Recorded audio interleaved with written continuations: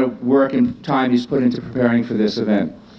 Kohn is one of the founders of Cleantech Corridor, the not-for-profit renewable energy advocacy organization where he is now the executive director.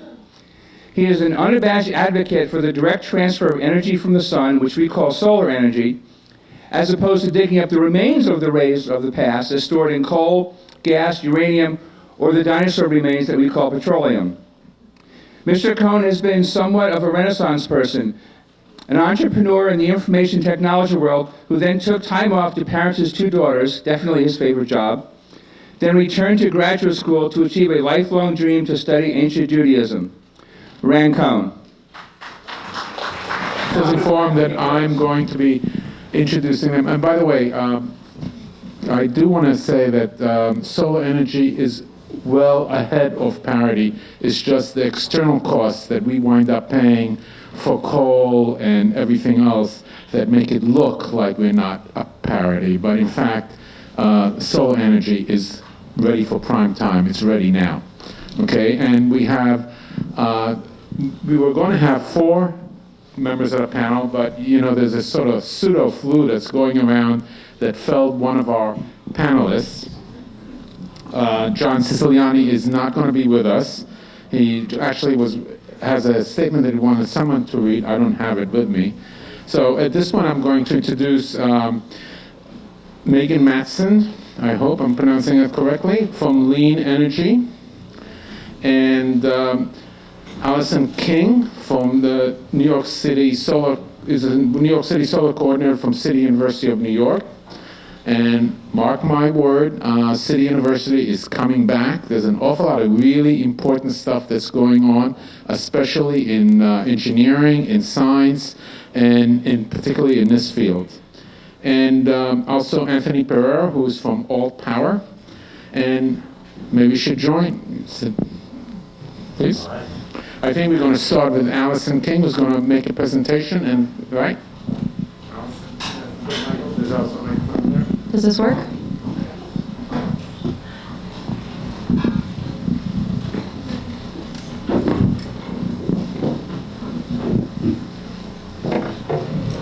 Can everyone hear me? All right. Hi, thanks for the introduction, and thanks to the hosts and organizers of this event and this panel. And thanks to all of you for coming out. It's a great crowd on a cold night, so I hope we can get our presentations out of the way and then have a good discussion about. You said you could hear me.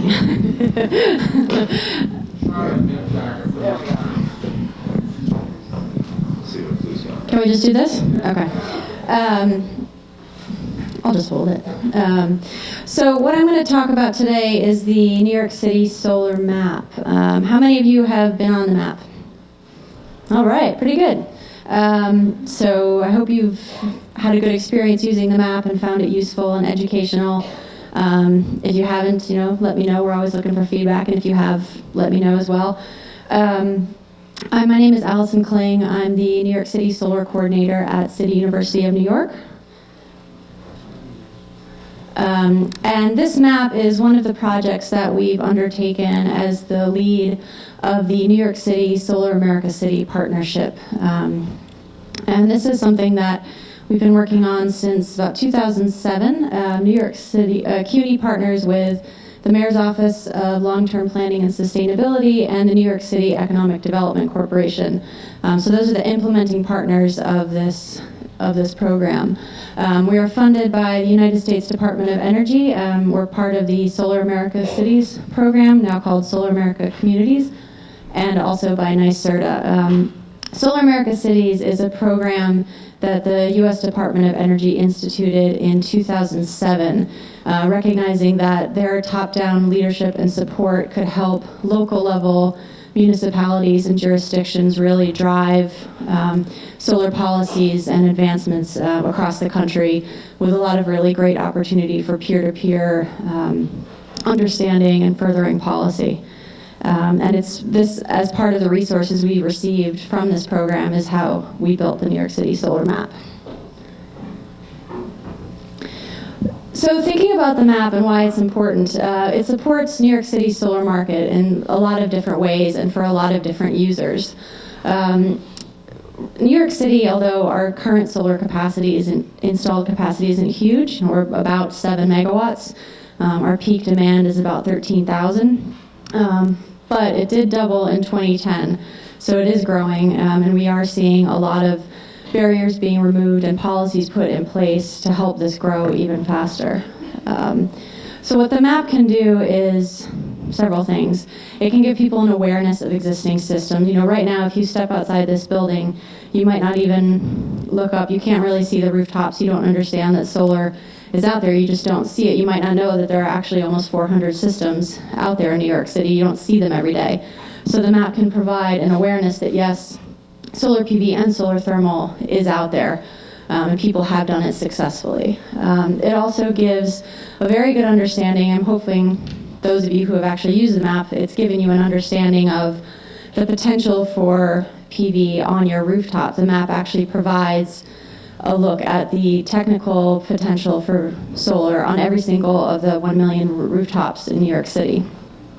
It also can help people understand how to have solar done, all the different permitting and interconnection processes that you have to go through to put solar on your roof.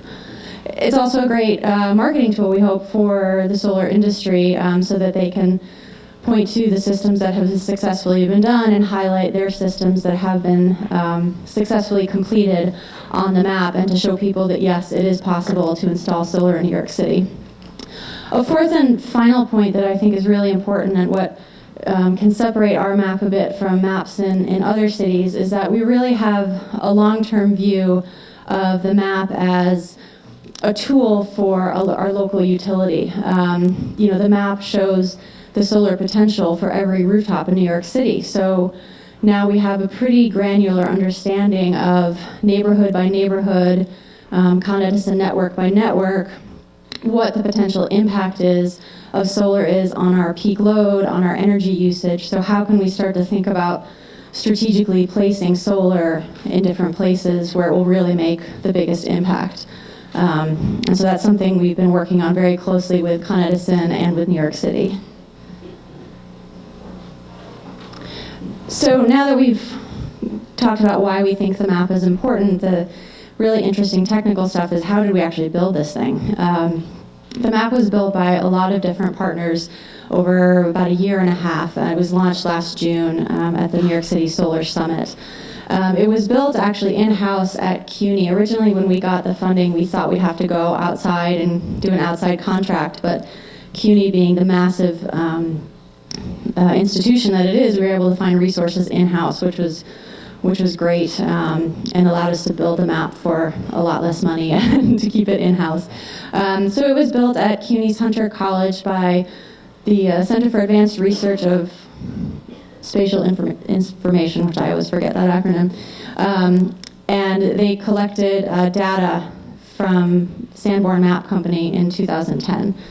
We also got some technical support from the National Renewable Energy Lab and from Con Edison to help us think through the data behind the map and to make sure it's accurate.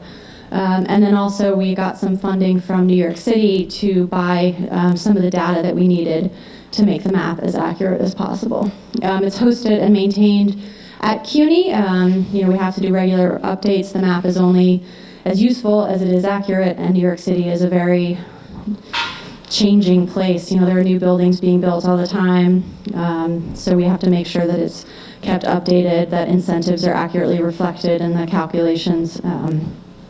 So to start with the underlying data that came with the map, how many of you have ever heard of LIDAR? All right, well, you're way ahead of me. About a year and a half ago, I never heard of LIDAR data. LIDAR it's a pretty cool process, and this is what the city helped us purchase. There's a great article in the Times about how this works.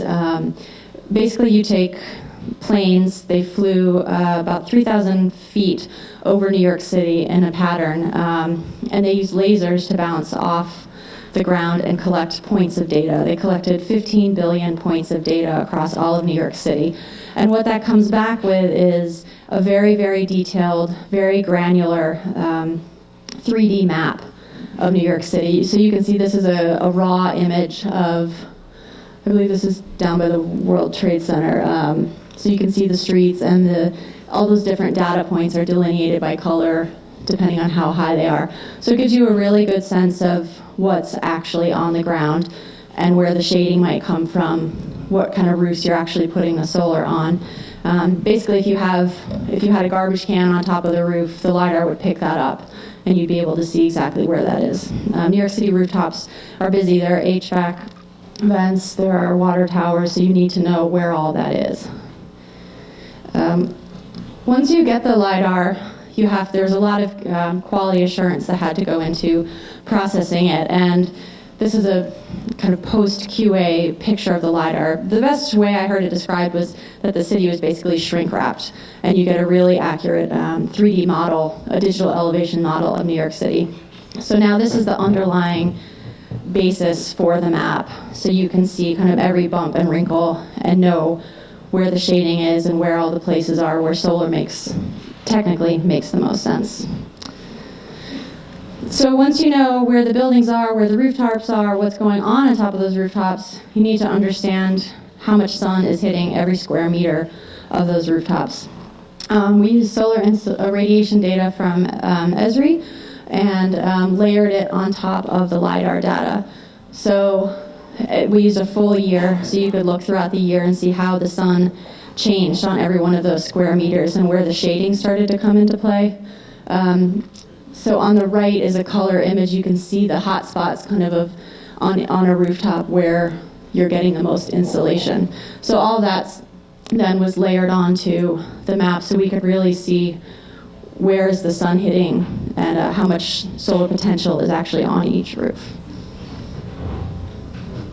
So once you get that part, then you have to start to think about, okay, well, of those bright spots on all those rooftops, how much of it is actually usable? There are all these different factors that come into play, especially in a place like New York City. What are our different shading thresholds? What kind of minimum insulation values are we going to use? There are things like fire department setbacks. If your roof is under 100 feet tall, you need to leave places for the firefighters to walk. You need access pathways that you're going to have to put in there. All these things that we needed to take into account. You need to make sure that you're not putting solar on something that's too rough. If it's bumpy, you can't put a panel there. So there were a lot of different factors and criteria that we went through, and the Hunter guys did a really great job of comparing estimates that would come out from our model and then looking at actual roofs and doing manual calculations to make sure they lined up. So that's what that chart is on the left, trying to just make sure that we weren't totally insane, and it seemed to line up pretty well. And on the right is looking at an estimate of comparing what the automated estimate came back and someone who actually went by hand and measured those up. So we're trying to get our map as accurate as possible because, again, it's only as useful as it is accurate.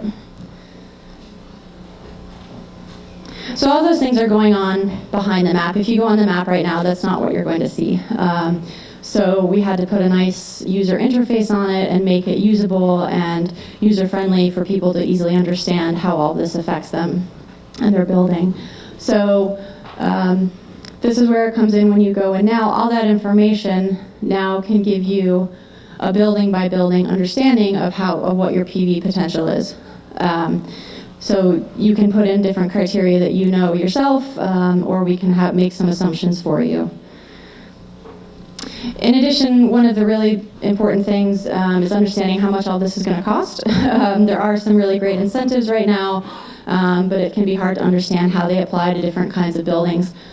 So we do have a cost calculator there that can give you maybe more information than you'd like on the cost and the payback of your solar system. As I said, the map also highlights existing systems, so if you have a system and it's not on the map, you can go to the map and input it, put in a picture, put in a testimonial, just tell the world about the solar that you've put on and why it's so great and why everyone else should do it as well. I mentioned we're also using the map as a utility planning tool. It displays aggregate PV production for New York City, and and we're working with Con Edison. One of our other projects is to install data monitors on PV systems so that we can start to understand real-time production of solar and how that is impacting our utility network. So that will be also integrated into the map. So what's next for the map? We're trying not to rest on our laurels here. We'll be integrating more information into the map. Right now we're working on, we're thinking of this as a platform for lots of other technologies. We're working on a solar thermal calculator for the map so that we can start to think about other technologies and making that more user-friendly. This could be applied to wind, energy efficiency, cool roofs, green roofs. So we're trying to think big about this being New York City energy map, not just a solar map. Another thing, we've been doing a lot of work on permitting, which is a fairly large barrier in New York City. So we're hoping to link this to a permitting portal so you can go to one place and get information about how to actually permit your solar system in New York City. I have a few slides on other projects, but if we're short on time, we can do those in the Q&A. Does that make sense? Okay, so that's it on the map, and thanks for listening.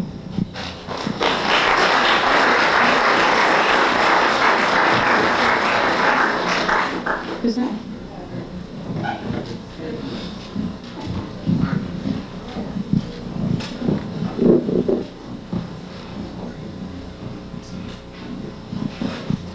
Hi, I'm Megan Matson. I'm with Lean Energy, and Lean stands for Local Energy Aggregation Network, and we're a national organization supporting the expansion of a model that we launched in Marin County, California, where I'm from, and we are working in the 5 other states with state law that enables this clean energy model.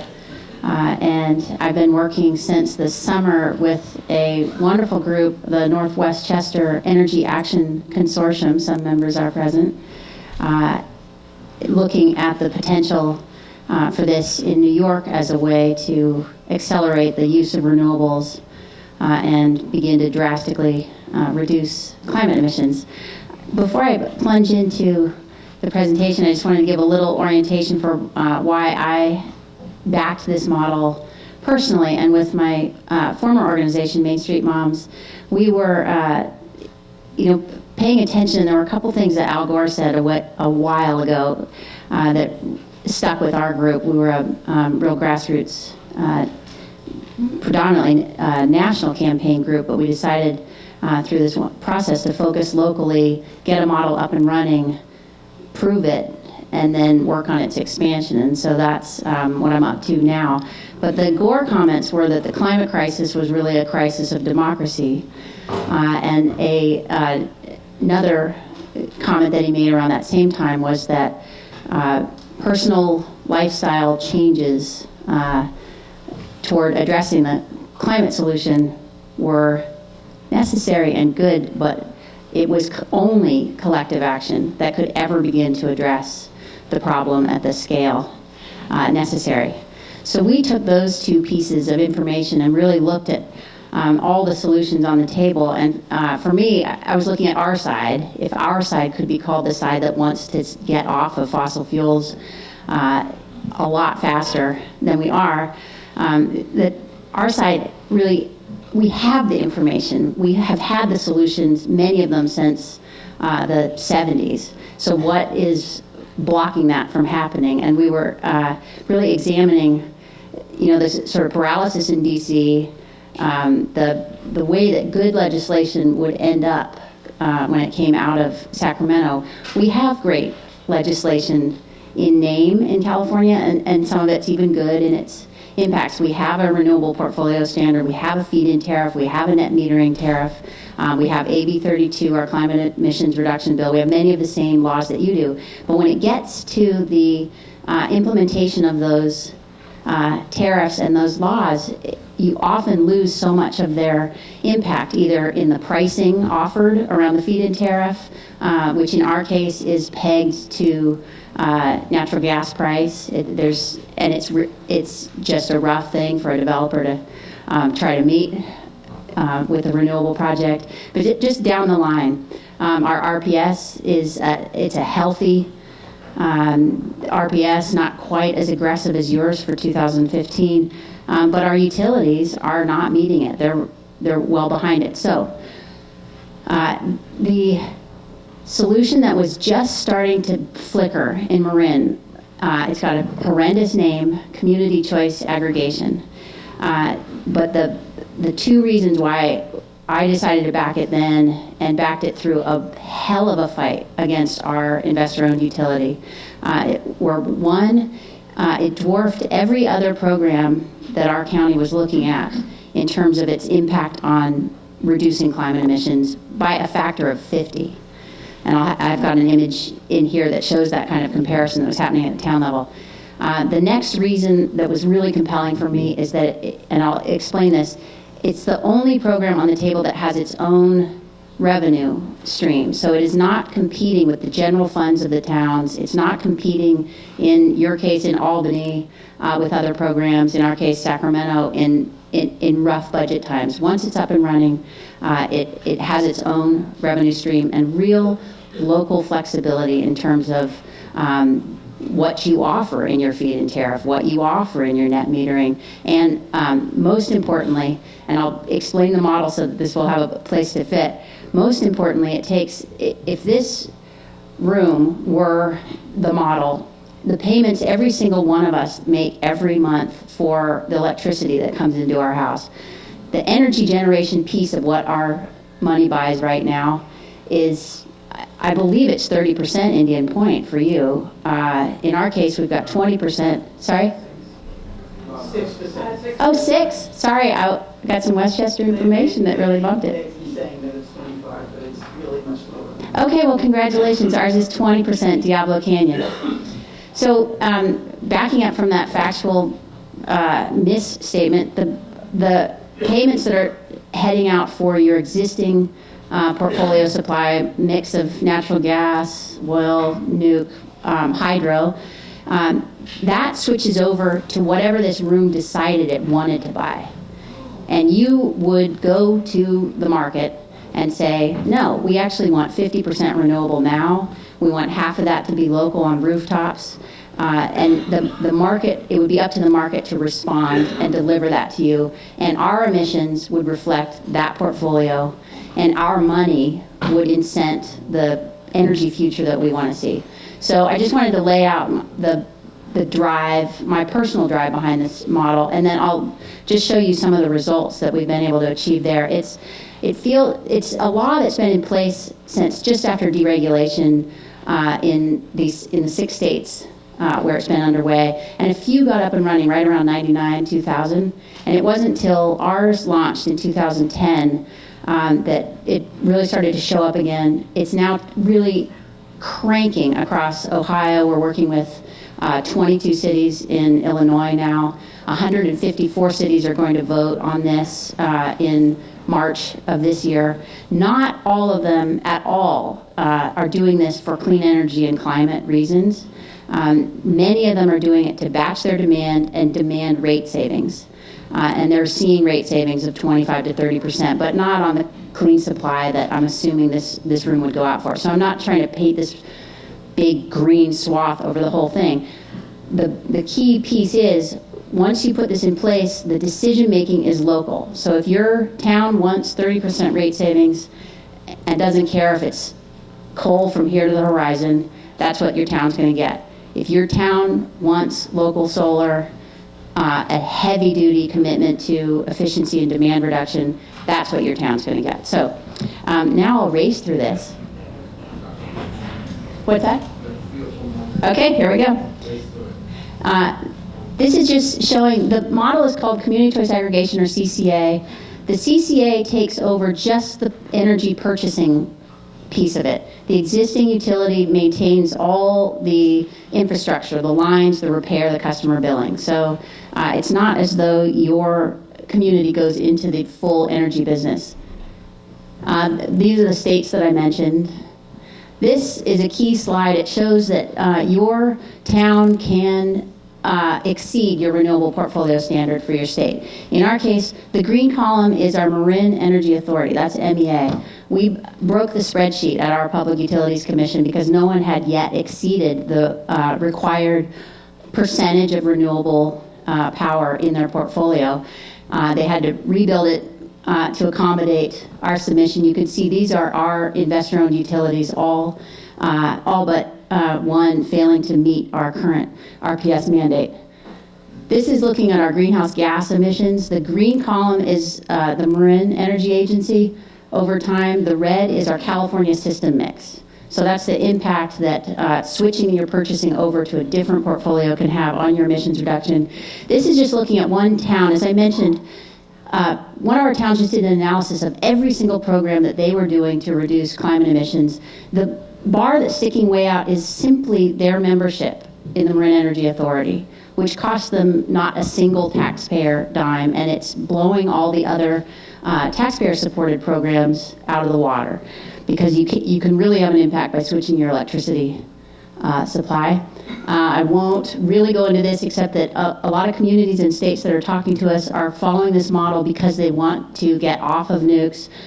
Cincinnati, a city of 200,000 customers, just passed this in November. They're going out for a request for power now. They've got an 86% coal portfolio right now. If they switch that over and start supplying, it starts to have an impact at last on coal, which, as you know, makes up 42 to 50% of our nation's average portfolio and is a nightmare. We do have a net metering tariff in place. It pays much more favorably than our utilities state-mandated net metering tariff. It pays retail plus a penny. You can overbuild as much as you like. This is just looking, I just want you to look at this far right column. Every single one of the communities, either with a CCA in place or contemplating it, this is the revenue base associated with them taking over the supply, which means our collective electricity payments, that's the revenue that switches over to the public agency where it used to leave to the existing utility. That's how this is viable. Okay? Was that my 3 minutes? Thank you.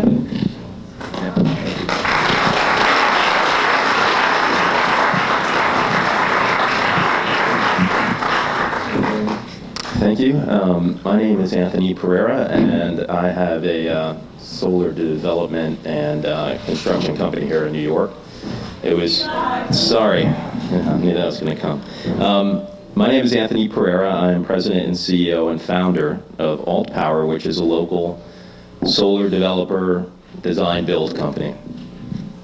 We're based here in Manhattan. We started in 1998, and we've had some decent success over the years.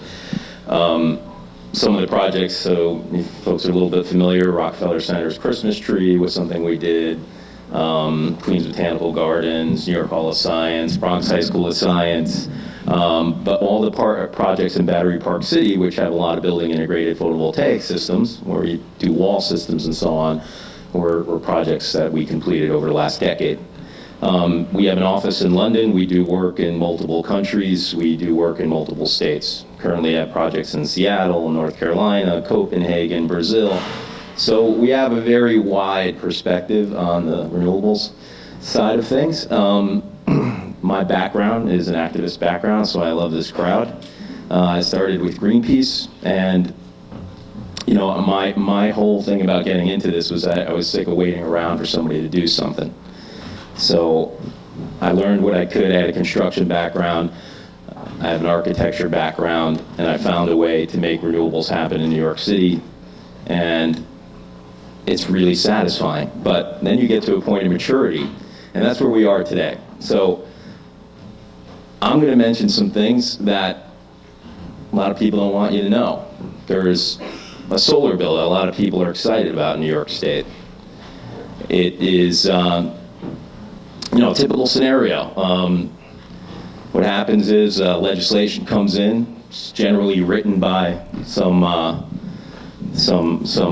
group with their own special interests involved in what the way legislation is put together. They do fundraisers for key Senate and Assembly member committees, $500 at the door, you know, the typical American lobby and let's have democracy. But the goals are for them and not for the rest of the industry. And that's what troubles me. So let me tell you why I say this. The legislation in New York State, the goal is to have 5 gigawatts installed. This is before the Senate and Assembly this year. It'll be voted on before June. And the governor showed interest in signing it. It's a 5 gigawatt goal by 2026. And that sounds like a lot because Indian Point 2 is about a gigawatt. So, you know, that's 5 nuclear plants. Pretty cool stuff. New York installed 30 megawatts last year. NYSERDA's information doesn't include Long Island. So when you talk about a 5 gigawatt goal, the folks in the industry who aren't activist minded, who are just busy paying their bills and their employees and doing their day-to-day grind, you know, they love the support of the big photovoltaic companies that come in and write this legislation and say, we're going to get a good bill passed in New York State. Everybody's like, all right, somebody's going to do it, and I don't have to pay lobbyists, and these guys got it all under control, right? So, but the numbers speak for themselves. So last year, 2011, Italy installed 11 gigawatts in 1 year. Our goal is 5 gigawatts by 2026. It's a total joke. And the thing about it is, this is all about urgency. Global climate change, whether you believe it or not, stuff is happening. And regardless of CO2, I just like to point out it's just pollution.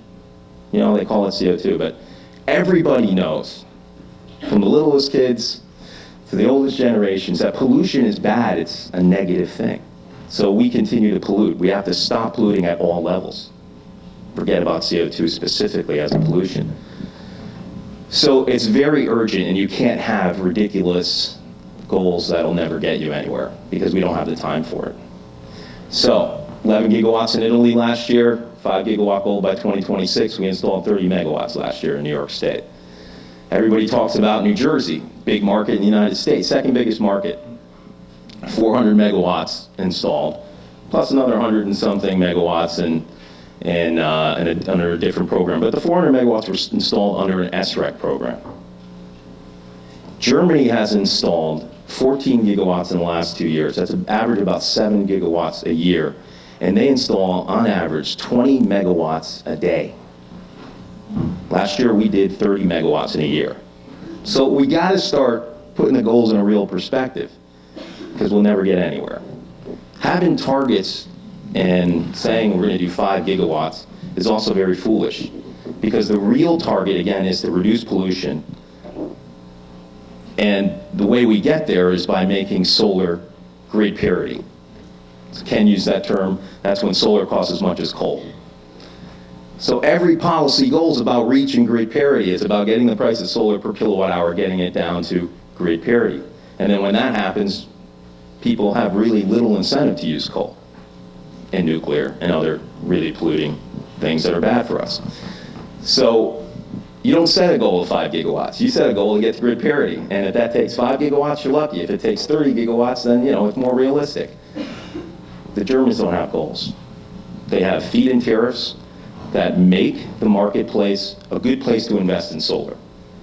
So out of that 20 gigawatts that they've installed over the last 15, 20 years in total, and they've really ramped up obviously lately, 80% of those systems are under 100 kW, and 40% are under 10 kW. That means small businesses and homeowners are doing the systems. A lot of farmers do them.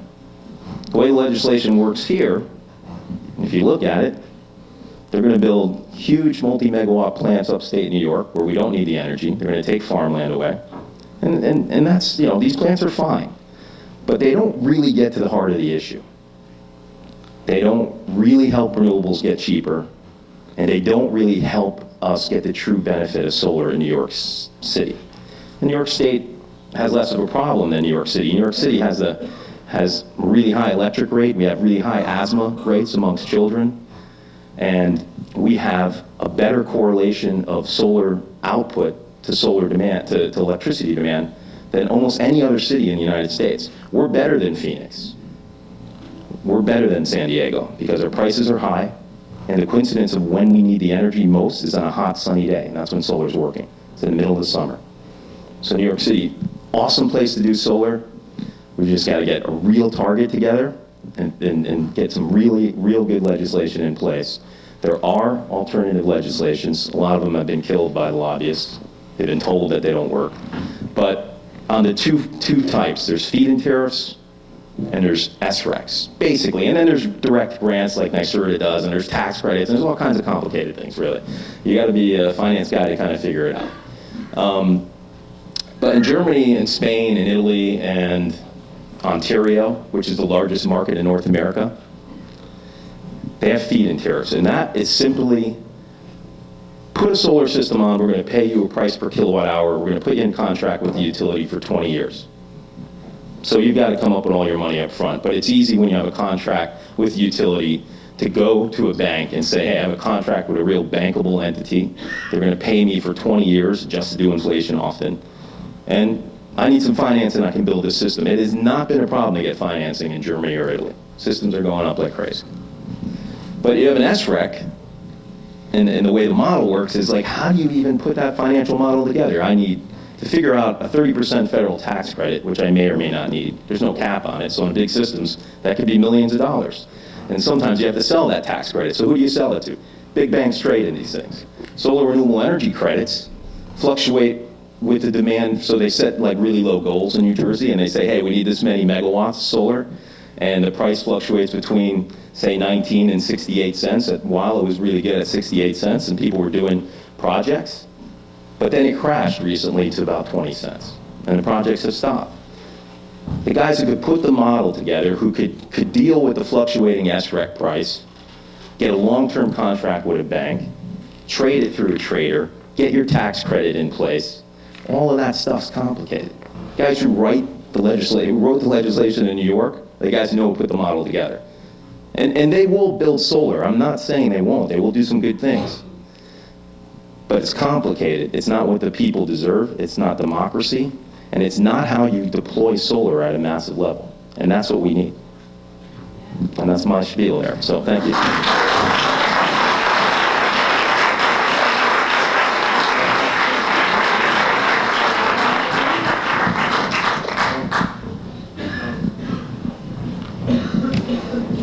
Jobs Act, the number, we can post that somehow on the website. Offhand, I don't have the number in front of me, but there's competing legislation. We should get that on the website as well. And the competing legislation is okay. It's not as good as the bill that was killed in the last 2 years, which was a full feed-in tariff that was similar to what Ontario is doing. And what's important is that you get a lot of Republican support for a feed-in tariff upstate, because Ontario's been such a great thing for creating jobs.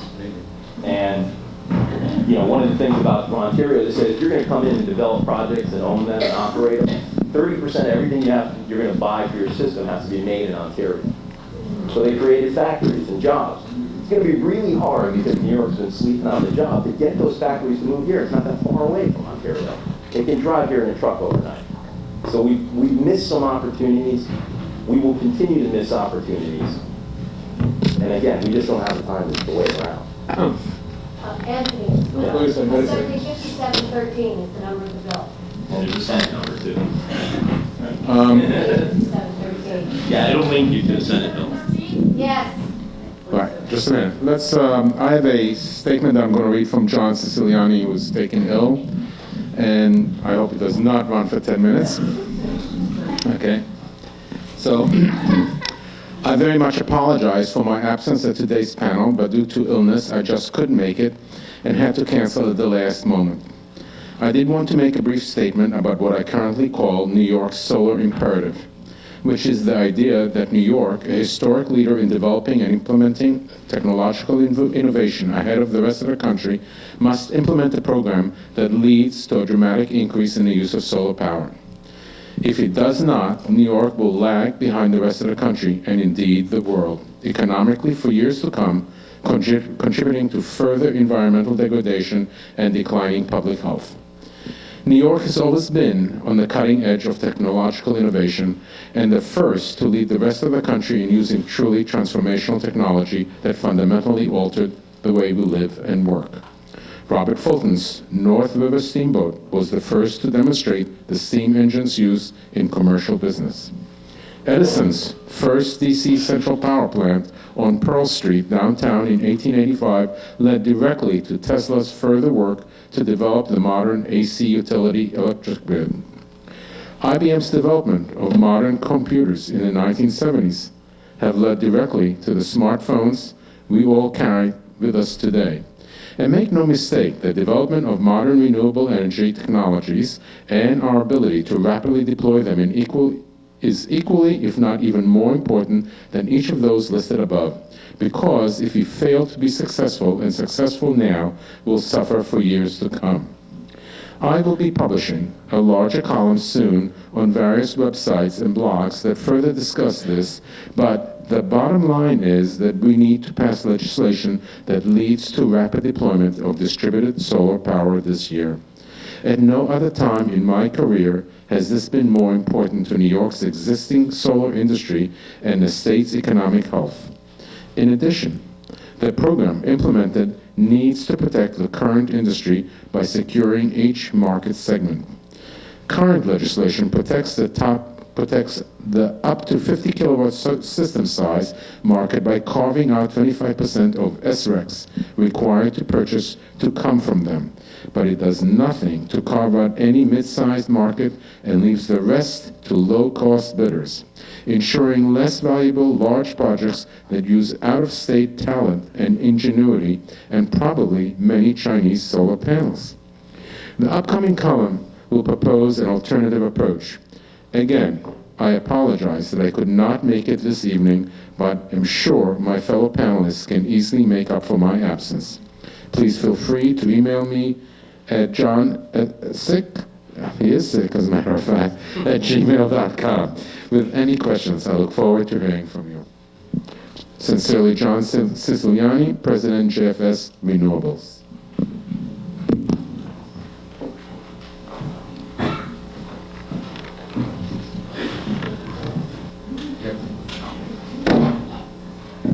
So now we're going to start with our questions.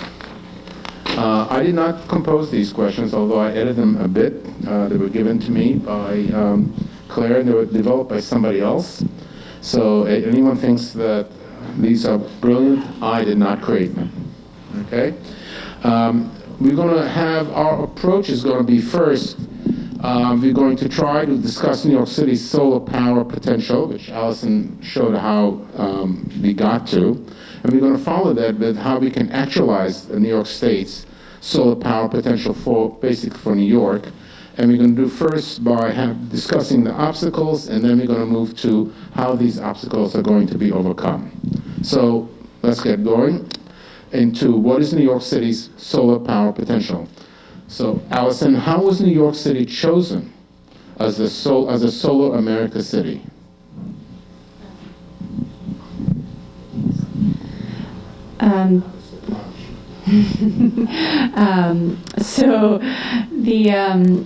As I mentioned, New York City was designated a Solar America City in 2007. It was a competitive process that DOE launched. Cities had to apply to become a Solar America City. And the way they set it up was to try to encourage a race to the top, I guess, of cities to drive local initiatives and spur some innovative policies and programs for solar. To apply to the DOE to become a Solar America City, you had to have three major things. You had to have the support of your mayor saying, yes, I want to become a Solar America City. You had to have that top-down leadership and support. I think the smartest thing they did was that you needed to have your utility on board. So that was really the first time that Con Edison was brought to the table as a partner, which, for whatever anyone thinks, if you're going to try to do solar in New York City, if you're not working with Con Ed, it's probably not going to happen. So that was a smart thing that DOE did, was we brought Con Ed with us. And you also had to have put some thought into this. You had to have a roadmap and a plan for how you're going to, also had to set a target for solar in your municipality and a roadmap for how you're going to achieve that target. Luckily, CUNY had been doing some work under the Million Solar Roofs program, which was the precursor to Solar America Cities, and actually done looking at the landscape of solar, how much is out there, who's doing it, why don't we have more, looking at the barriers and how we could start to knock those down. And that had just been published in early 2007. Another great piece of timing was that Plan YC was just being written in the newly formed Mayor's Office of Long-Term Planning and Sustainability.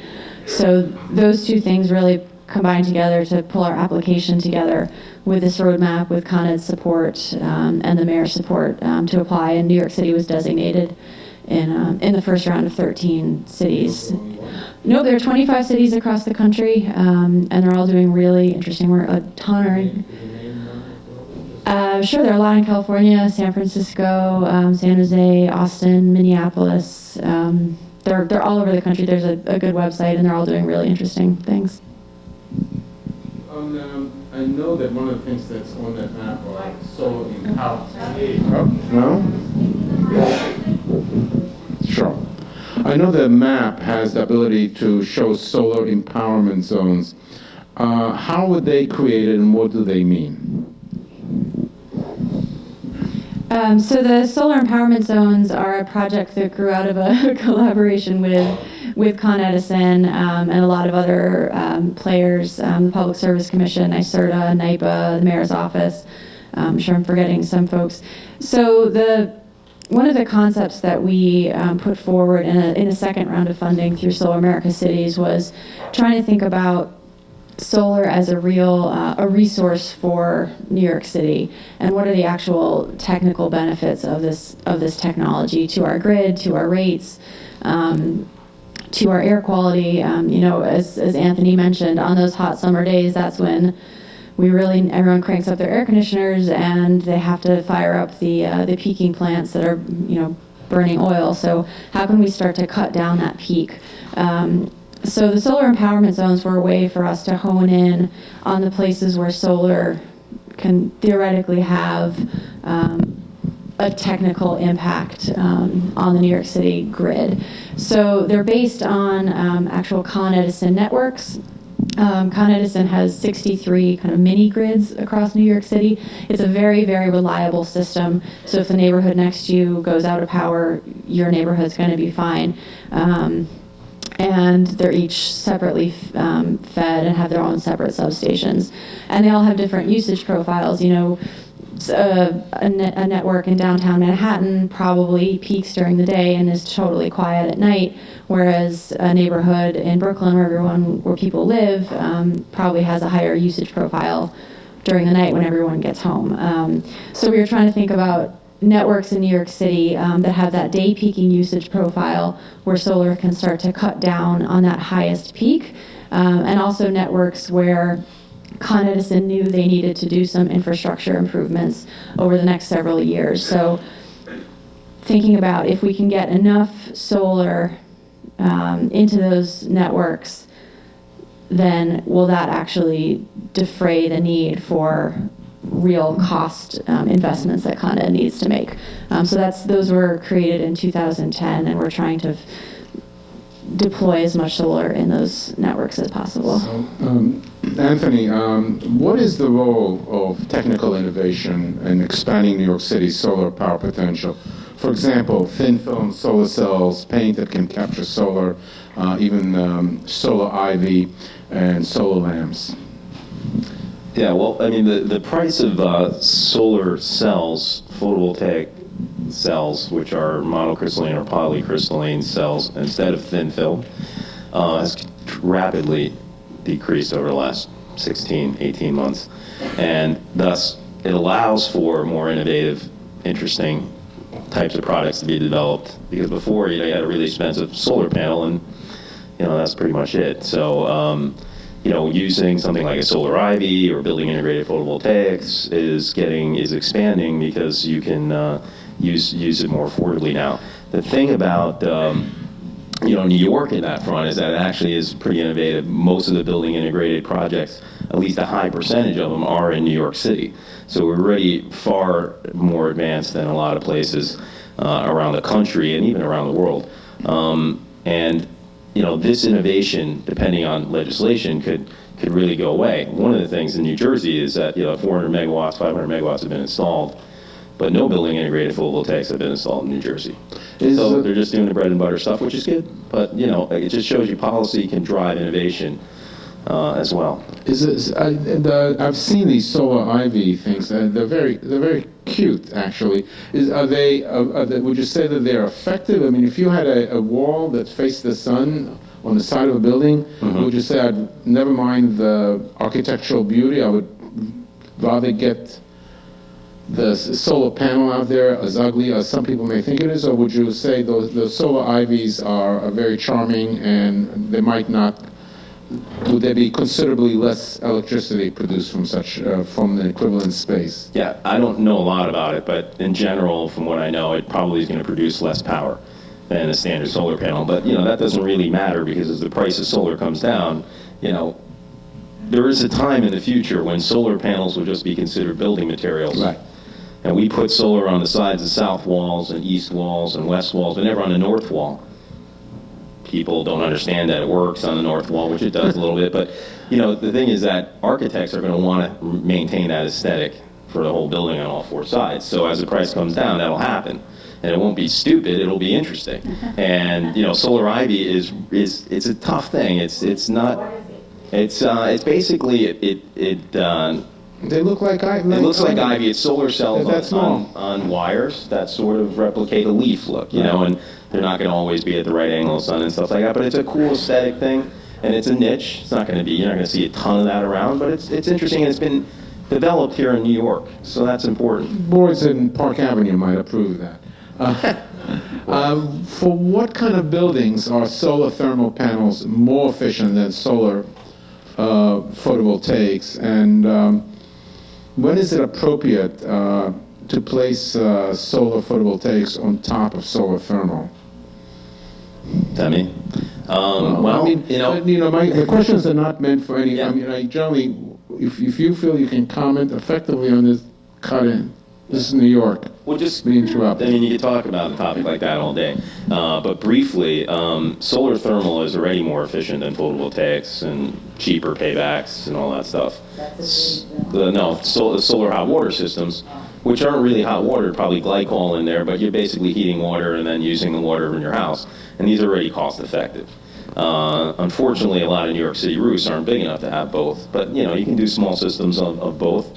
And policy makers should be encouraging solar thermal just as much as photovoltaic. Photovoltaics is a sexier thing. It gets a lot more attention. But thermal systems, like, for instance, some countries like Israel and Portugal, if you're building a new home, you must install a solar thermal system to heat your hot water. It's a building code. In Spain. And, a lot of countries. I mean, we're way behind on that stuff. Brazil's very active in solar thermal as well. So, Alison, what is the roadmap outlined by New York City Solar Map project for actualizing the solar potential that is identified? Or how is this roadmap being implemented? Well, I guess the first thing I would say is implemented with the help of many partners and stakeholders, industry folks, government folks, advocates, utilities. That's kind of the first thing we learned, was that if you don't have everyone at the table, it's going to be really hard to make sure you're doing the right thing. Especially Con Ed. Yeah, everybody. I mean. Oh, I'm sorry. So one of the things that we put in place with the Solar America City designation was a roadmap, and really it's a pretty basic outline of what are the barriers. Okay, it's tough to permit. At the time, it was really hard to figure out how to interconnect to Con Edison. It's more expensive to do solar in New York City than it is in upstate. Well, let me cut in here, and I ask for Anthony to comment on it, because Anthony said that New York City is a better place than Phoenix for solar. Can you explain that? Sure. It's really about, like, when we're talking about solar, we're trying to get the value in kilowatt hours. Ultimately, that's how solar is going to win. So how much does a kilowatt hour of solar cost today? Somewhere around 35 cents to build. So if the utility won't pay the developer 35 cents, they're not going to build it. And they could put it into the grid and supply power just like a coal plant. A coal plant can do it for 3 or 4 cents. So solar's really behind. Coal gets a lot of subsidies. Can I interrupt you here? This is something I don't understand. The coal plant is whatever it is, but they have to keep shoving coal into the oven, right?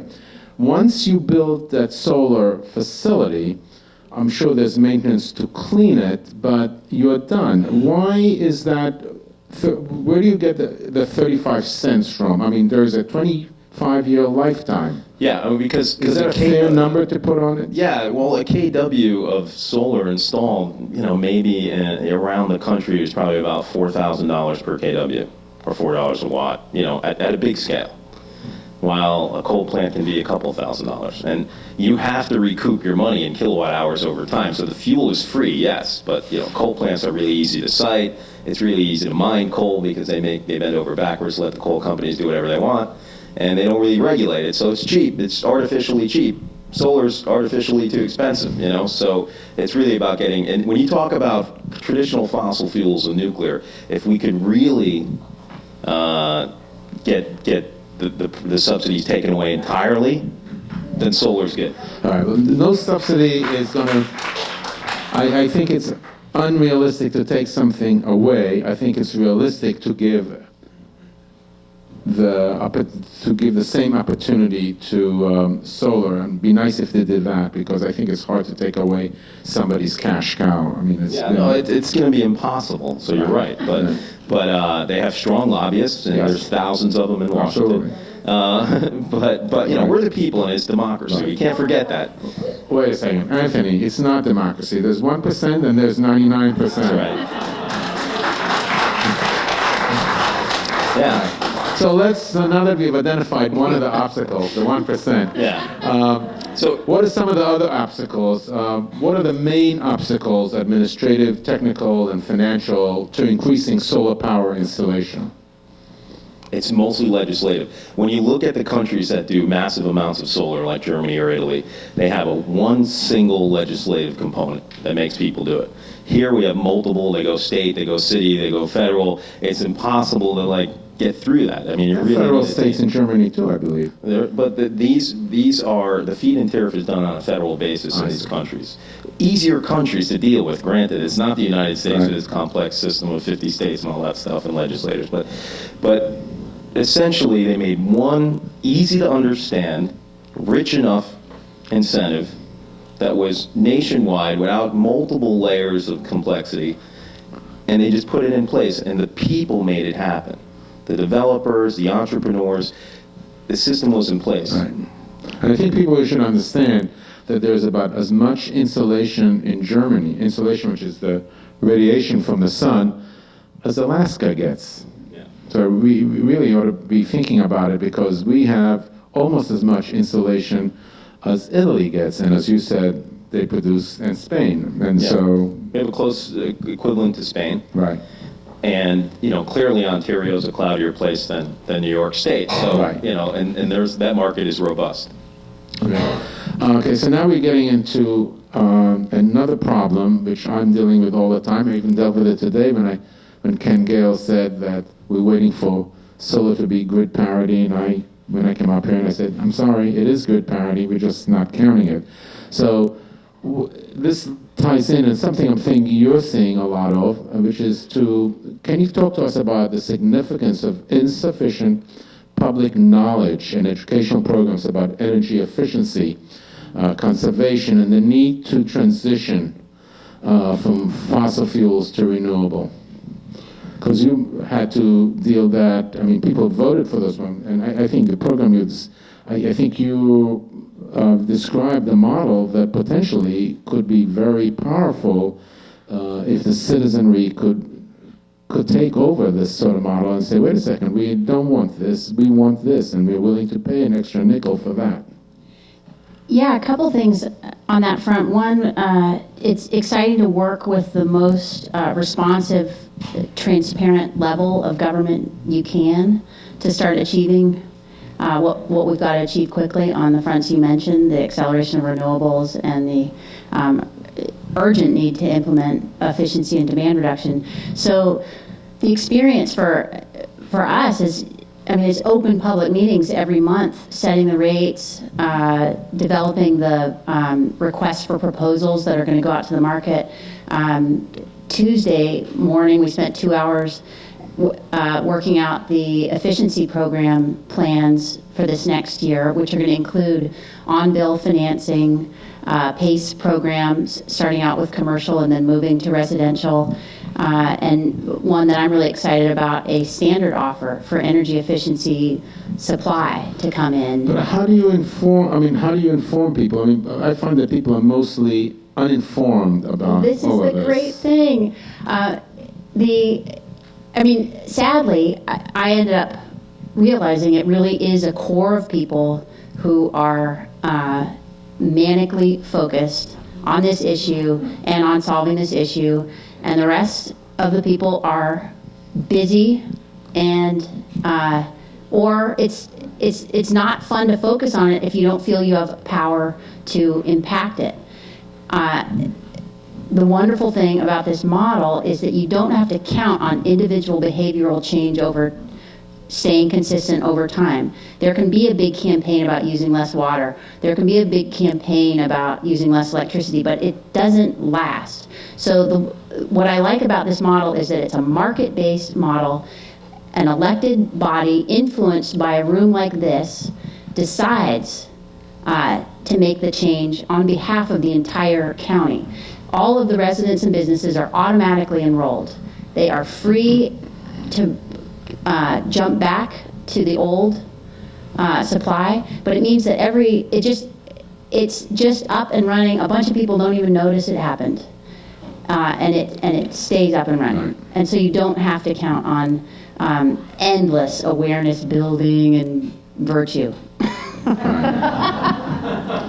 And how do you see? Well, I mean, I tabbed you to answer this question, but I don't think you're quite a New Yorker, so I'm going to go back to either Alison and Anthony. Does hydroelectric power, cheap hydroelectric power, discourage the development of solar, especially in upstate New York? And you didn't even want it to be done upstate, from what I heard you talk. Yeah, well, I mean, look, hydro has its problems too. So if you can do run-of-river hydro, small hydro, well-planned hydro plants, they're good for everybody. They keep the base load. Solar and wind will be at different intermittent times. So it's good to have hydro in the mix. Important grand scheme of things is you have to have a better mix. We're too reliant on coal and we're too reliant on nuclear and oil, and we have to mix that up so there's bigger percentages of the alternatives available. So hydro is fine. We have the facilities built. They've really powered New York for a long time, over centuries. So we don't want to. We're not saying we want to take those down. And they do make solar cheap, but I mean they make solar comparatively expensive. But the thing about New York, and it gets into politics and sort of culture. It's like there's upstate and there's downstate. Well, downstate needs the solar more than upstate. Upstate has hydro, they have cheap energy, they have a lot of wind. We can't do wind down here. And our coincidence of solar peak output is happening when we're paying the highest prices and the most pollution is being made. So it is a difference in the state. And solar should happen in Long Island and New York City and Westchester more than other parts of the states. And incentives should promote that. So when you do a feed-in tariff, you can say, hey, we're going to make a feed-in tariff 35 cents statewide, but if you put it in New York City, we'll give you 40 cents, so that people will be encouraged to build it. Yeah, I'd just like to jump in. I think that's a good point is thinking about kind of upstate, downstate is it's really hard to actually get energy into New York City. It's what's called a load pocket, and we're actually required by law to generate 80% of our peak load within the city limits. And we do have this really great coincidence of usage and peak. So solar has more value here. We don't have the space for the solar farms, but we have a lot of rooftops, and it makes more sense, and it should be more rewarded as for reliability and on a real technical basis. It's a better resource. This hasn't been overlooked by the local government because the New York City property tax abatement for PV systems is done by the mayor to do what he could do to incentivize solar, because it's really incentivized through ratepayers. It gets complicated, and Albany has to be involved. But he did what he could with the property tax abatement. Complicated thing, but it, some people get it. But we can also, why is it not being considered to do a rooftop, so to speak, for the rail system, the subways, so we would be able to generate electricity right there? All of that stuff is possible. All of that stuff is sort of in consideration right now, and train stations are sort of low-hanging fruit. Right. So, but what about the rails themselves? Because when you do that, you won't have any problems in the winter with snow. Yeah. Okay. Yeah, I mean, any good idea. Let's get a feed-in tariff passed so we can do it. Okay, so now we're going to move into what are the ways to overcome the obstacles that New York State's to actualize New York State's solar energy. And so I'm coming to you. What is the role of government mandates in facilitating solar power throughout a state? I know, for example, in California, last April, it mandated that its renewable portfolio standard it mandated a portfolio standard which will go into effect in December. This means that utilities in California must generate or provide a third of the electricity from renewables by 2020. I know you can talk about California, and can you also talk about other states, or are you only familiar with the California model at this point? No, we are looking at other states. As I said, we're active with 22 cities right now in Illinois. They've got a very underachieving renewable portfolio standard. It started around 4%. I think it's up to 6 right now. It just ramps up very slowly. So a few of the cities that we're working with there are the contracts they're going for exceed their state standard in a really healthy way.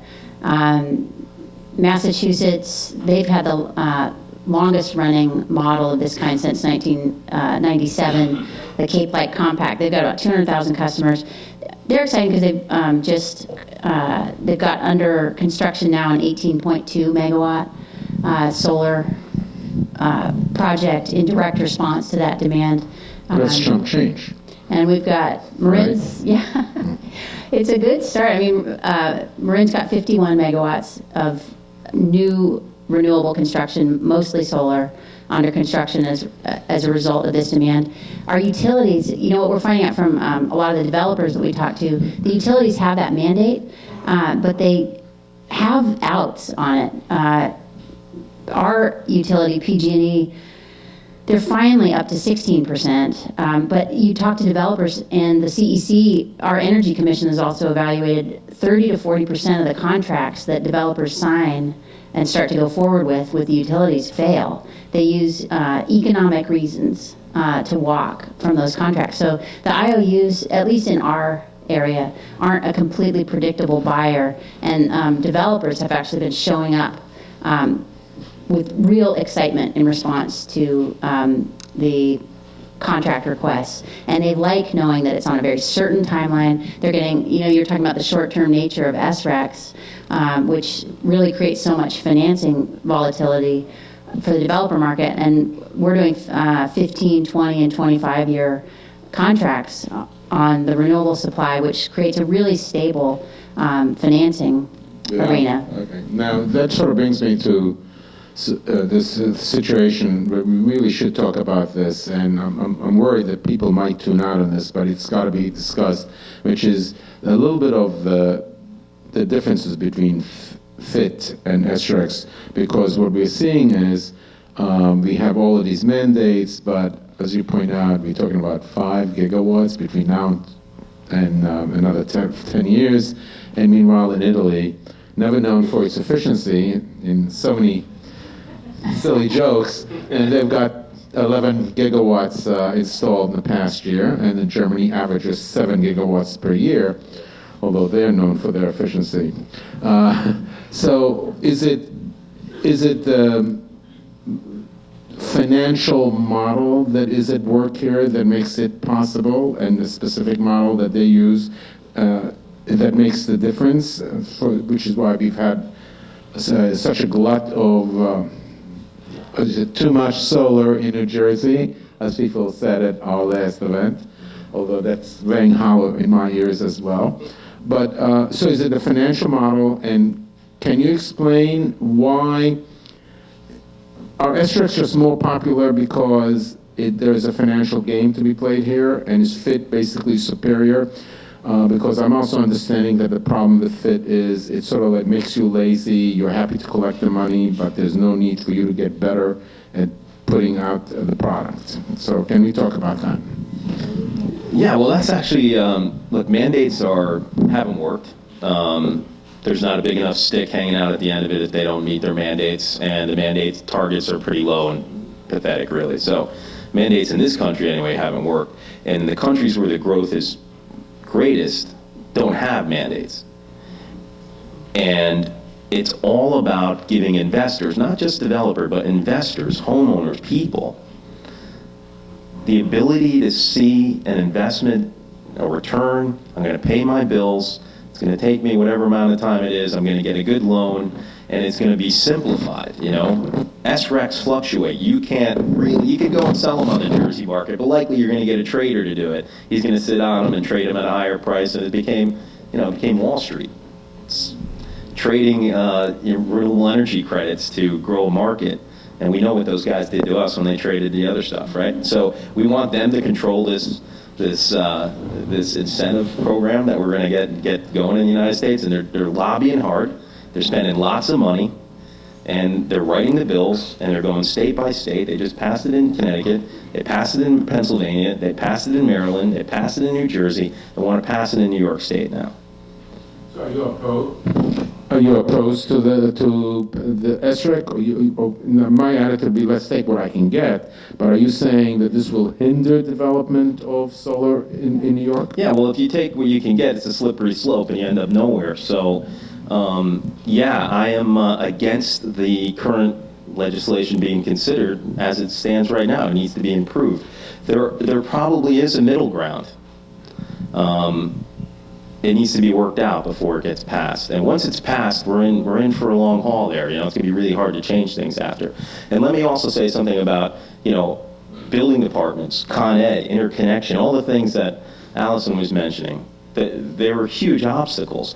But they didn't do that in Germany. What they did was they got a good incentive, and then people started building. You know what? And the building department guy came out and said, oh, you can't do that. You got to change this. Utility had problems. But they created a market. There was so much demand, things fell in place very quickly. They don't have the issues we have with interconnection, and it never was an issue there. And why not? Can you give an example? Because a lot of the stuff that's coming out about the grid and how it can take solar is basically false. It's not even true. And it's about grid management, investing in the grid. We need to do that. We need to invest in energy efficiency first and foremost. The kilowatt hours you don't use are the cheapest. And then you have sound policy to diversify the energy supply. So in Germany, an aspiration would get that, and we would get the 10 cents. Well, it would be something like that, but the bigger folks don't get 55 cents a kilowatt. What do they get? They get somewhere in the range of about 22 pence, so that's probably around 30-something cents, but they've dropped it. Feed-in tariffs they aren't fluctuating by market and demand and mandates. They're fixed for several years, 2 decades in most cases. So, but that's the point. If something is fixed for 2 decades, what's the incentive to move beyond that? I mean, that's what I always hear from 1%ers here. If you have a fit, people are just going to sit on it. It's just going to be government and people. Okay, but the facts are real. 80% of the systems are small. 40% of the systems are on homes. It isn't the big utilities that own the plants, even though they're allowed to. They just never got into it. And there's no complacency in it. I build my plant. I have a contract. I can go, if a great solar panel comes out tomorrow, I'll just put that one on my plant. I've got the contract. I generate my kilowatt hours. The incentive, when you're getting paid on a performance-based incentive, you want to keep your plant at peak performance. Right. There's a better incentive. If I write you a grant for $2 million, there's no incentive to maintain the plant. It's been paid for by the government. That's what New York State does right now. Right. They don't give that big chunk of money, but they're giving you a grant up front to buy the equipment. If it works later, hey, that's great. And Megan, can you explain some of the new methods for financing and obtaining solar, or if I hit you? What I'm talking about is something that I've seen, like the Community Choice Aggregation, but also the leasing, and like I've seen these community gardens in Colorado, so if you live in Denver and you can't do anything, you can buy a piece of some solar farm out in the sticks. I'm wondering about that. Can this work in New York? Why can we not do this here? Yeah, it seems, I mean, there's a great model at the Sacramento Municipal Utility District. They laid out, I think it was a 100 megawatt goal, and it's not built out, but it was subscribed right away. This solar garden idea, and chime in at will, but it's for renters or people in shady spots or with junky roofs. They can buy into a community solar array, any portion of that, and then receive credit for that energy generated. And actually, Marin's going to do a 1 megawatt solar garden. So Alison, Anthony, why can't we do this here? We actually have community net metering passed in New York City, but you know, feed-in tariffs make community gardens happen, and they were happening in Europe before it was even a term in the United States, because you can get together as a group and say, hey, you know, we live in an apartment building, but you know, I've got a piece of land upstate or in Long Island, and it's a nice piece of land, and we'll put in 50 kW, and hey, you want to go in on it with me? I need $10,000, and let's put an investment together. And that kind of stuff happened like crazy in Germany. Why can't it happen here? Because we don't have, it goes back to having a proper incentive. You can have the rules. Hey, you can do community solar. There's no incentive to make people do it.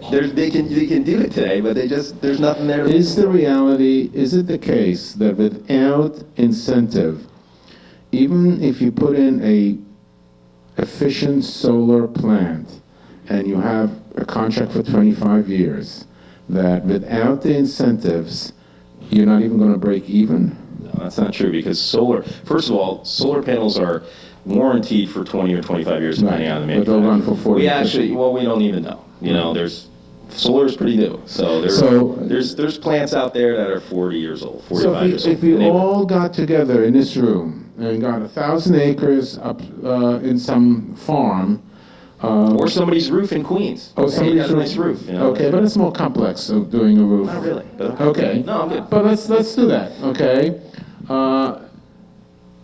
You're saying the fact is we could, over the long term, fund a percentage of our pension by building this without incentives even. Right. And then when would be the payback in today's situation? Every solar system is going to pay for itself. You know, solar modules pay for themselves within 2 years just in electricity. So everything's going to pay for itself at some point. If it's 2 years because you got a good SREC or something like that in New Jersey. Well, I'm talking about without incentives. But without incentives, it may take you 20 years. That's probably a good average number. You're still going to get paid back. Well, return on investment might be 0.5% or something, but you know, you can't get that from the bank anyway. So right. So we need the incentives to get a return, but yes. Okay, but the question is, I guess I'll take it a little bit further, is there's no requirement that we be like VCs and got to get our money back within 5 years. There's nothing wrong with getting 7% over the lifetime of a project, which actually would be very good for annuities and pension funds. Yeah, that's great. And feed-in tariffs, again, are the best way to do that. You know, the average person in the UK would have a payback within 4 or 5 years, and they'd have a return on investment of about 12% under their scheme. So that's the best investment you can make today, when there's no volatility. It's just there, producing power, no moving parts, no noise. It's nice. All right, so I'm deliberately bringing that up because I keep thinking, unfortunately in New York, pension funds are not allowed to invest in solar energy yet. No, a lot of big plants are being sold to pension funds right now. They're what? They get scooped up, they get aggregated, and so now they're allowed to invest in it? Okay. Yeah. So not necessarily in New York State, but in other places. In other places. But in New York, I know someone, I've spoken to Joyce Miller, who's has worked for the New York State Development Fund, and she says they just simply aren't allowed at this point to invest. But if they could, and there were the incentives, this is a much better way to get a 7 or 8% return to their clients than worrying about what Goldman Sachs will do with their money. That is good. Okay. So is community choice aggregation this what we're talking about, or is it something else altogether? Do you mean with this, Yes, what we were just talking about. the solar gardens would happen either way. Community choice aggregation is really the sort of jurisdictional model where you render the decision-making public and local. And so what I like about it is that we know the externalities of coal, we know the externalities of nuclear on seismic fault lines, and so the decision-making can incorporate those values in the energy supply for the local area, and can finally implement a stable feed-in tariff that would actually provide the financial incentive long-term. I remember you put the slide up, and I saw the communities you put up, and there were Marines, Santa Cruz, and they were mostly upper middle class and upper middle class communities. These are people who, maybe they're not 1%ers, but they're 10%ers. How do we do something? The people in this room are clearly the activists of New York City, okay? To me, this is intriguing that you're able to do this. Is this a model that can be used in our city to force changes on Con Ed and others who like to keep things where they are, or not? Well, I personally would love to see it happen. I'm not saying there's anything easy about it. It's hard, but everything we're trying to do is hard, and I've had a blast doing it. And as part of it, we've had to pass amending statewide legislation last year.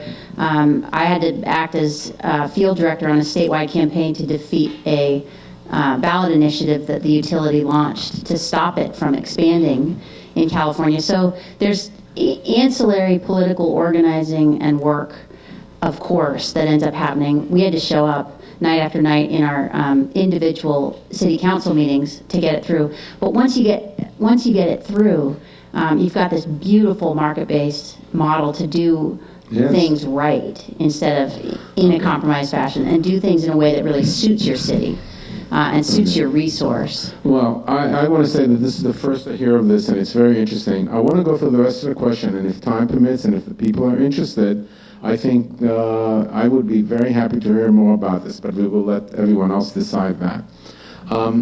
What are the main features of the New York State solar jobs at this point? And what are what are the two different versions of this bill, and how can this, let's deal with that first before we fantasize about how we can improve it. Yeah, well, two of the main components are the solar renewable energy credits, again, that will be something that you gain every time you make a kilowatt hour. It's separate from the electricity, right? So, and it works with net metering. People have said net metering a lot in this room. Just to explain what that is, I put a system on my home, and I use all my energy in my home that I make from my solar system, and then when I have excess energy, I send it out through my meter, and Con Ed credits me for that. And in theory, the true definition of net metering is that you get the actual amount they charge you back for what you send into the grid. And a lot of net metering programs really aren't like that. You get the wholesale rate or whatever. So you need net metering, another piece of legislation in order to get an SREC in there. SREC will separate the electricity from the renewable energy credit, which you could look at as a pollution credit. And another way they're going to do, the big part of the program under Solar Jobs Act is a reverse auction. So it's basically a bid. So big companies will go in there and they'll bid on a 100 megawatt plant, and somebody will do it for 22 cents, but somebody will beat them for 21 cents. This is also something that really caters to the larger, well-financed companies and developers that can do this, and this is going to happen upstate New York again, which would be great to have lots of solar, but we really don't need it up there. But that's the only way you can do a 100 megawatt, plant. So reverse auctions and SRECs are the two main components, and both of those are really not for the average guy. Well, let me ask you another question about this. To some extent, there's a part of me that says, okay, they're bringing in the electricity here, you're going to use it, it's going to be retail, but if you're generating electricity, is it unreasonable for them to say, well, we're paying wholesale upstate, why should we pay you more?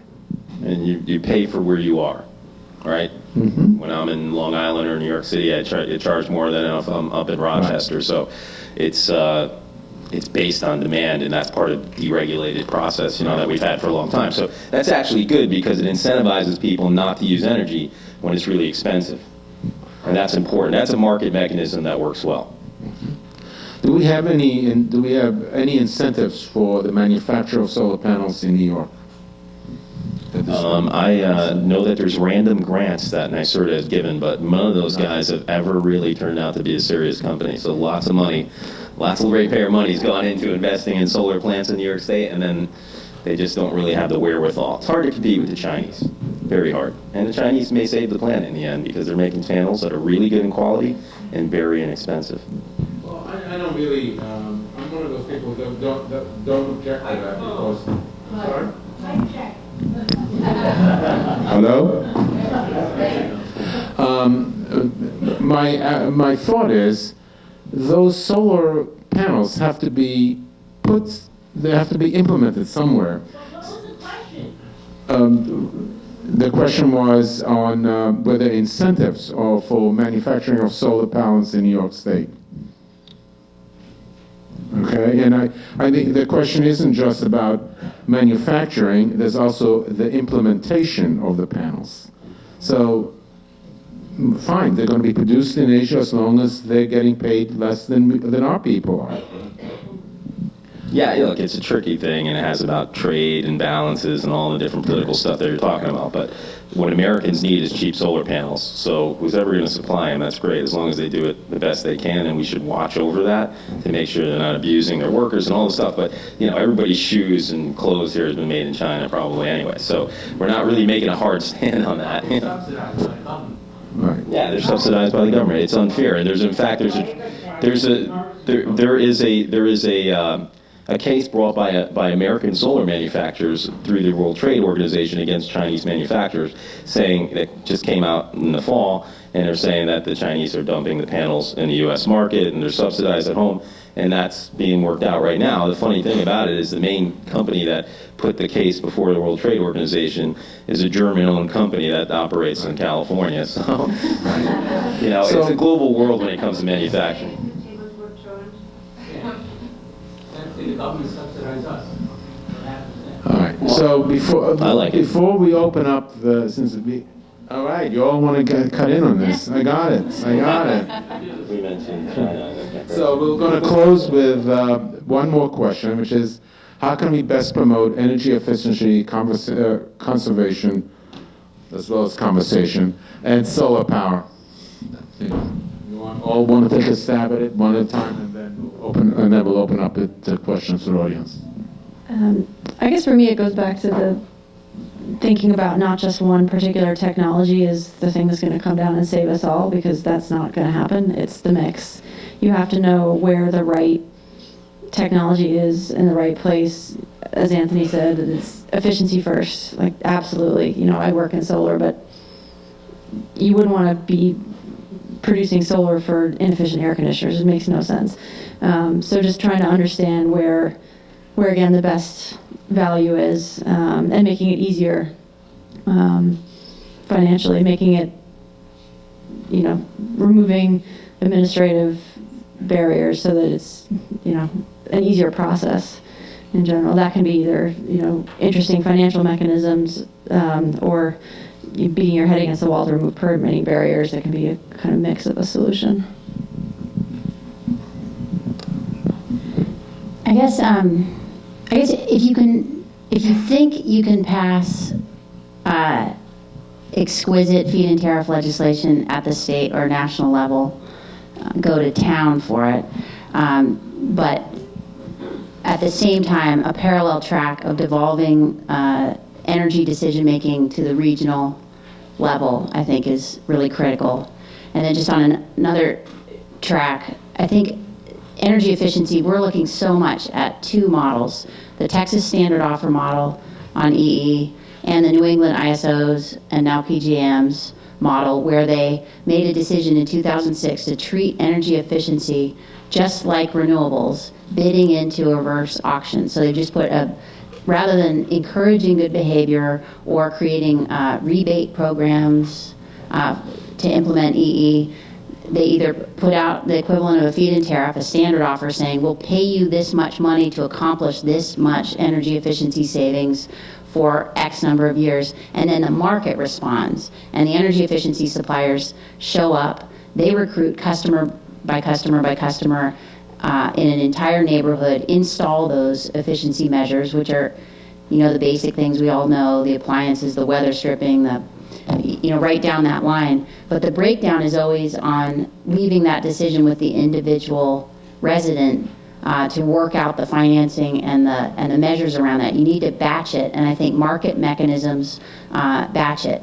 And Texas has achieved remarkable energy efficiency savings over time at sort of that 3 to 4 cent a kilowatt hour level. The Vermont efficiency utility is accomplishing those same kind of rates, and they're actually bidding into the New England ISO's energy efficiency reverse auction. Anyway, I just think that there's got to be a real shift. The models are out there on efficiency, and the idea of being able to, I'm just disaffected with federal level change. If we can build those markets for ourselves regionally and then collaborate across regions, I think we start to solve the democracy problem. Important difference between incentives and subsidies. Subsidies are constant, fixed, required financial help to keep technologies operating. Coal and nuclear need subsidies. Technologies like renewables need incentives, and incentives by definition go away. You don't need them forever. Once you get to grid parity, it's not required.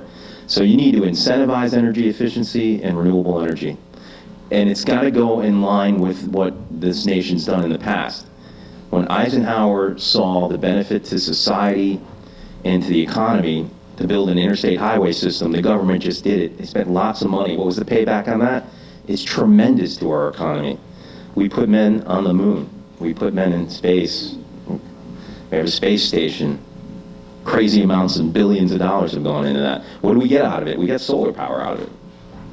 These things are really good investments, but they take massive effort, and they take a democracy to enforce and make it happen. The special interests can't win the game because they will never do the right thing for society. They're going to do the right thing for themselves.